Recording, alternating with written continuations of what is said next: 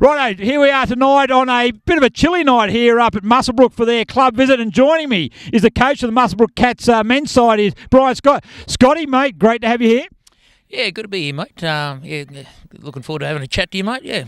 Always good to have a chat to me, mate, no worries. Now, mate, bit of a tough year this year. You had a really good year last year in the second division. You know, those people on the Black Diamond board put you up into Black Diamond plate. Not sure why they did that, but, gee, you've stuck to the task very well.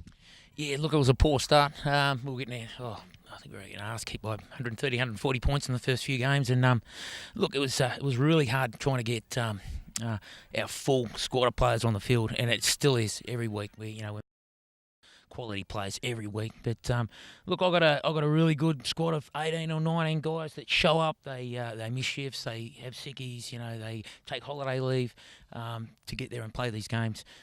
If I had another 6 or 7 guys like that, it'd be outstanding, and we'd be really, really competitive with the top sides. But look, that might come next year. Well, we'll see what happens. Yeah. Look, it's a challenge because you've only got the one side, so you haven't got the players to draw from in the reserve grade or whatever. So you've got, I suppose, the issue of trying to give players a game of football as well as also as making sure that some weeks when you need to get players.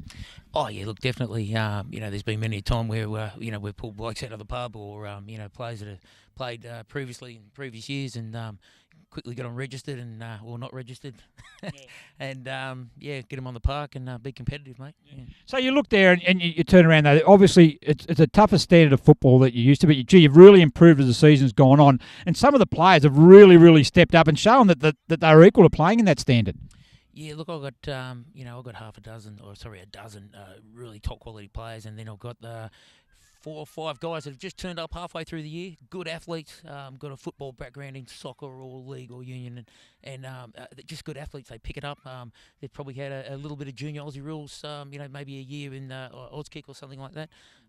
But they're physical, they're strong, and they run all day and they compete. And that's you put them together with those 12 or 13 other players, and you got a reasonable side. Yeah. Look, you've only had the one win, but you've certainly been very competitive as the year's gone on. You've got 3 games to go. You've got a couple of the top sides, and also you've got Lake Macquarie to finish up. I reckon you can get a couple of wins out of that. What do you think?